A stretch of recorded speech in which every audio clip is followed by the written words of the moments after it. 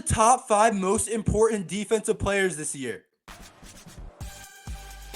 You are Locked On Terps, your daily podcast on the Maryland Terps. Part of the Locked On Podcast Network, your team every day. What's up, everyone? I'm Tre Moore, host of Locked On Terps, part of the Locked On Podcast Network, your team every day. And thank you for making us part of your day. Make sure to like and subscribe for daily Maryland Terrapins content. We're here every single day. Who are the top 5 most important players on the defensive side of the ball? Yesterday, I talked about the offensive side of the ball, but today I want to go over the defensive side of the ball. I'm going to go in order. And remember, these aren't the 5 best players, but these are the 5 most important players on the defensive side of the ball, in my opinion. And I'm going to start with number 5 in Jaishawn Fuller. If Maryland wants success on defense, the pass rush has to be there. I've talked about it a lot. We haven't had a great pass rush in forever. We give up a lot of sacks. Last year, we led the Big Ten with giving up sacks with 42. But can we get to the quarterback? That's a question that remains to be determined because we just haven't been able to do it in a while in a consistent basis. It's hard to do in the Big Ten with how good some of the offensive lines are. But that is part of the reason I have to put Jaishawn Fuller up there as in the top 5 and at number 5. He's inexperienced, hasn't played a ton, but remember, he was a transfer from Florida State and one of the more highly talented players coming out of high school, but he transferred a couple of years ago from Florida State, was in the rotation a little bit last year on the edge, but didn't play a ton. So this is his first year as a real starter, but in my opinion, when I watch him, like in the spring game and last year, when you see him, he has all the size and tools to be a really good player. When I previewed the defensive end group, I talked about it in a similar way, but he really does have tools to be a really good player. So that's kind of why I'm thinking him at number 5. You could also, of course, put Kellen Wyatt, who's a sophomore this year, played a ton as a freshman, who's also part of that jack linebacker, outside linebacker, edge group, whatever you kind of want to define them as. And then also Donnell Brown, who's a transfer from St. Francis. You could put any of those guys in there. All 3 of those guys I expect to make an impact and get to the quarterback. But I'm curious to see how well the staff has developed Jaishawn because he does have a ton of traits, like I said, to be one of the better pass rushers in the Big Ten. So I'm intrigued by him. I'll be watching him early on. But like I said, he has all the size and tools to be a legit Big Ten pass rusher. And we're going to need that. It can change what we can do on defense if we can get there with 4 guys rushing the passer. It really can. He can be the difference in us having to call a lot of blitzes and leaving our corners out there on islands. Or we can just run 2 high looks. We can run cover 3 looks, cover 2 looks on third down and not have to blitz, and the quarterback still doesn't have time. So we'll see how much he's come along, but I'm expecting a big jump this year in Jaishawn Fuller. And let's go to number 4 in a replacing starter, a transfer from Cincinnati, Jaquan Shepherd. Yes, we need him to be big this year. If you look at the cornerback room last year, it was awesome with Deonte Banks, Jacorian Bennett on the outside, 2 NFL players, 2 top-of-the-line Big Ten cornerbacks, first-round pick Deonte Banks, fourth-round pick Jacorian Bennett. Awesome players. And you can't forget about Tar Heapsdale, who's back, of course, who you also could have put in this top 5. I'm going to ruin it by saying he's not in the top 5, but he's definitely an honorable mention, who was in the slot last year. So having those 3 guys at cornerback position last year and having to replace Deonte and Jacorian, we're going to need Jaquan Shepherd to step up with the amount of talent that we play on the outside this year and in the Big Ten. There's plenty of high-level wide receivers. Obviously, everyone talks about Marvin Harrison, Emeka Mbuka, but Ohio State obviously has a ton. Michigan has a ton. Every single team has wide receivers. There's a surplus of them. There's always a ton of them. And they're going to be going to the Big Ten because it's one of the best conferences. But can Jaquan Shepherd play at the high level? We saw him play at Cincinnati. We need him to be a number one cornerback. We need a number one cornerback on this team to shut down a guy like Marvin Harrison. And he plays with physicality. I was watching his highlights from last year before the podcast. He plays with energy, and I think he can bring a new young energy to the team. And he likes to fly around.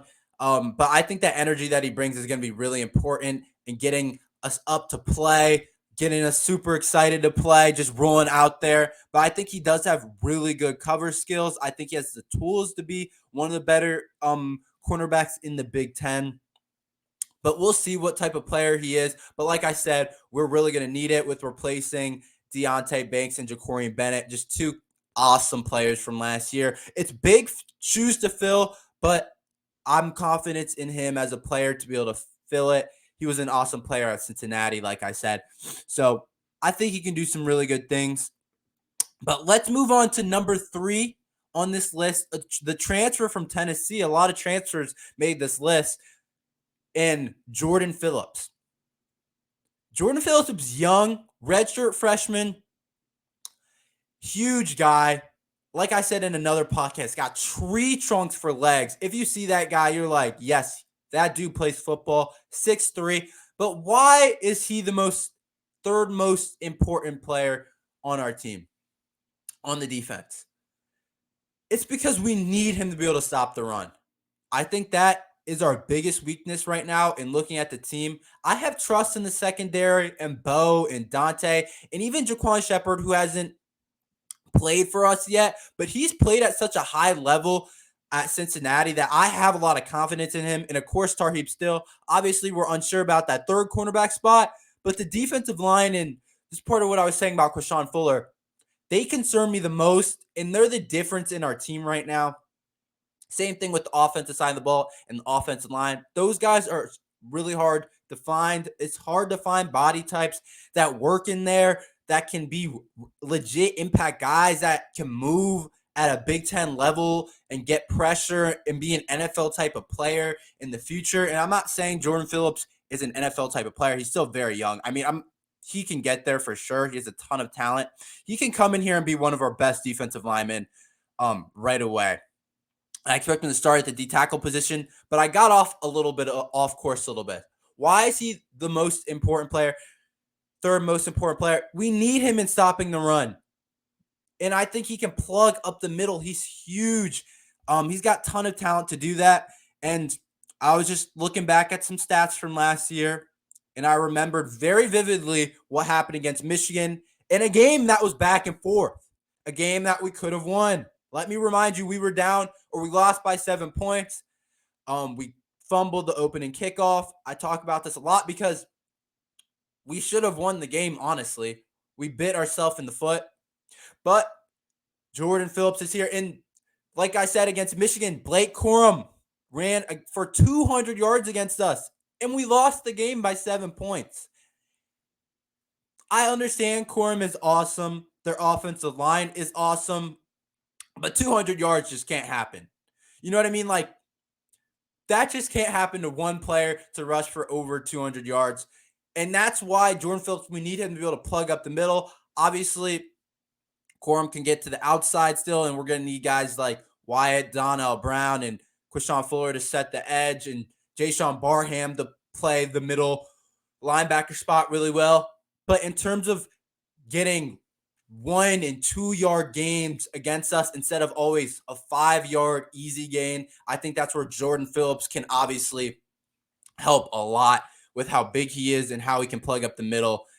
Very talented player, and I'm excited to see what he can do. And if you want to hear the top 2, stick around after this ad from eBay Motors. For a championship team, it's all about making sure every player is a perfect fit. It's the same when it comes to your vehicle. Every part needs to fit just right. So the next time you need parts and accessories, head to eBay Motors with eBay Guaranteed Fit. You can be sure every part you need fits right the first time around. Just add your ride to My Garage and look for a green check to know the part will fit or your money back, because just like in sports, confidence is the name of the game when you shop on eBay Motors. And with over 122 million parts to choose from, you'll be back in the game in no time. After all, it's easy to bring home a win when the right parts are guaranteed. Get the right parts, the right fit, and the right prices on ebaymotors.com. Let's ride. eBay guaranteed fit only. Available to U.S. customers. Eligible times and exclusions apply.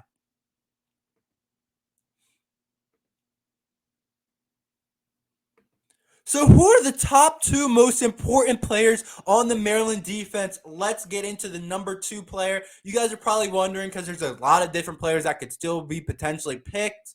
But at number 2, I'm going with Beau, Brade, the experienced safety. Overall, he's a beast. Beau's a beast. He can make game-changing type of plays. I like using that quote because game-changing type of plays, if you have enough players that can legitimately wreck a game and make one play that can game-change a play, that's where I think you can start accumulating wins that you're not supposed to win if one or two players makes a game-changing play. If we look at against a Penn State or Michigan, if Beau can make a interception and we're down by 7, and then Taulia marches down the field and scores, you know what I mean? Like, players that can make game-changing type of plays. Not every single play they have to be consistently really good. I'm just saying a player that can make a game-changing type of play. Beau is going to be a consistent, really good player for us. He's been that for us. He was that last year. He led our team in tackles, which you probably don't want. Again, you probably want one of our linebackers, probably Barham, to lead our team in tackle this year. But Beau did lead our team in tackles last year because that means the running backs and receivers are getting past our cornerbacks or getting to the third level of the defense, which we don't want. Obviously, Beau's an awesome tackler. That's one of his best parts of his game. In the box type of safety, I'm going to see us do that a little bit more this year. Instead of running so much too high, I want to throw Beau in the box, run single high with Dante, let Dante roam and run single high and force teams to pass the ball against us. I want to see us do that. We might give up some big plays sometimes, and it definitely will depend on the matchup we're going against. But sometimes if a team is such a heavy run attack and we're just getting gashed in the run game, I'd rather pick our poison and make a team throw against our corners and Tarheeb Still and Jaquan Shepard if those guys are holding up pretty well, and let Beau operate in the box, because obviously I think that's his number one strength as a player, is playing in the box and hitting. He can hit. Best tackler on the team, arguably, but Beau can make game-changing plays, like I said. And then also just the experience he brings.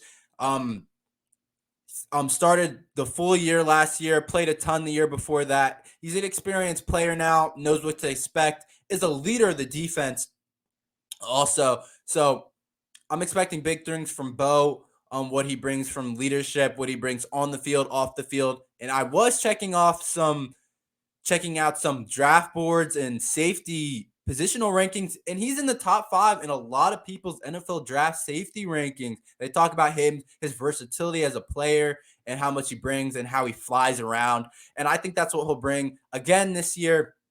Had 2 interceptions last year. I hope he can get to maybe 3. That's a lot to ask. Those can be kind of lucky, and you got to get the right bounces. But Beau Brade has a chance to be a first-team Big Ten all-type of safety or a second-team Big Ten safety. So we'll see what he does this year, but he's definitely the second most important player in my opinion. Could argue him as the first most important player as being one of the best safeties in the country. But the number one most important player, in my opinion, is one of the most talented defensive players that we have seen in a while in Jaishawn Barham. When I mean this guy is one of the most talented defensive players we have had, I mean that with everything. This kid has a chance to go down as Maryland's best linebacker ever. And I don't say that lightly. That might be a crazy thing. You might think that now. But last year as a freshman, true freshman All-American, one of the best linebackers in the Big Ten already. And this is my thing that I have a problem with a little bit with the coaching staff. I do have a problem with how much we rotate at times. I understand wanting to get multiple guys experience. I understand rotation on the defensive line. But this year, Jaishawn Barham should be playing every single snap.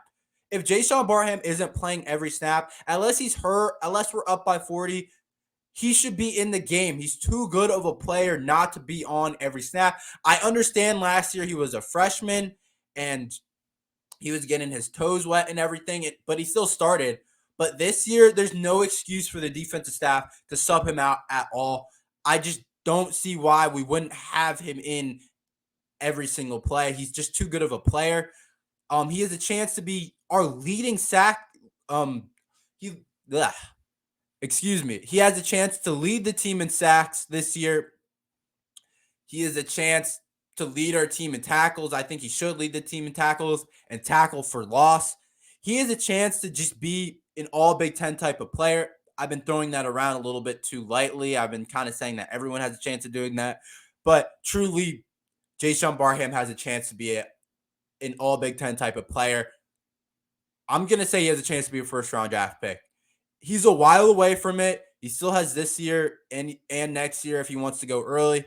But he will have that opportunity. The sideline to sideline speed that he plays with and the ability to even rush the passer. Sometimes Maryland lined him up on the edge. The versatility. He's exactly what the NFL wants in present day linebacker. But how does he help the team today? Like I said, why is he most important? Middle linebacker. I think he'll be the best player on defense, him or Beau, you could argue. But as a true sophomore, what he can do and how on a consistent basis just make plays and the speed that he can play with, I think you have to put Jaishawn Barham at number one. He's an awesome player, though, and he could legitimately be one of the best Maryland linebackers in a while and potentially ever. But some players that missed out on the list, Dante Trader, I touched on him a little bit. It's his second year as a starter. Dante could definitely be in this top five. He has excellent range. He has the potential to be one of the better players on this defense. Next year, I think, is the year Dante, we put him in the potentially the top three. I think he can improve a little bit in some areas. Obviously, every player on the team can. But Dante was awesome last year, too. That safety duo of Beau and Dante has a chance to be one of the best in the Big Ten. And we're going to need it if we want to do what the team and coaching staff is talking about with the Big Ten championship. I think Tommy Aking-Basote, you also could have put in there because of the same reason as Jordan Phillips. I think Tommy Aking-Basote offers a little bit of pass rush from the defensive tackle spot, but he was a highly talented recruit, and we're going to need him to help stop the run.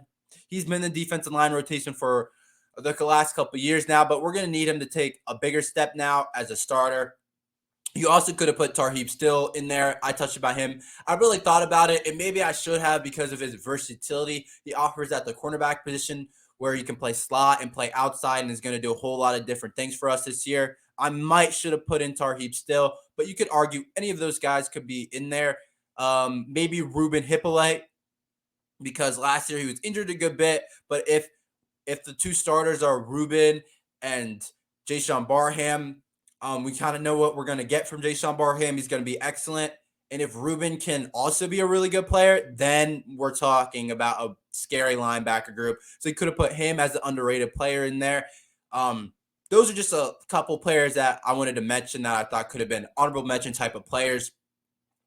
But next, how many votes is Maryland receiving in the top 25? We'll talk about it after this break. All right. Maryland received 0 votes in the top 25. Do they deserve that, or should we be in the top 25 or at least getting some votes? I'm going to tell you quickly. This team is interesting. I'm not going to say we should be in the top 25, but no votes is kind of crazy to me. If you look at the coaches poll, which I think tells us a lot where the coaches see other teams, we received 10 votes in the coaches poll. But in the first top 25 poll, we didn't receive any votes. this is kind of what I'm thinking why. I think a lot of people look at us and are like, Maryland, oh, they're good, but they're just not quite there in terms of on the offensive and defensive line. I'm thinking maybe they're thinking our wide receiver group dropped off from last year, but a lot of people that I talk about in the Maryland media say that the Maryland wide receiver group is going to be better this year than last year. And that was with 3 guys in the NFL camps now. So maybe from the outside, they look at it like that. But at the end of the day, I'm also surprised we didn't get a top 25 vote, because if you look at it, a lot of people look at the quarterback position. And if you have a good quarterback, you have a good team, a lot of people say, and we have a good quarterback. So, and not only a good quarterback, one of the best Maryland quarterbacks ever in Taulia. So I kind of expected people to see Taulia and see some of the other players, Jaishawn, Barham, Beau, Brade, and say, yeah, this team is a top 25 team, and how they ended last year.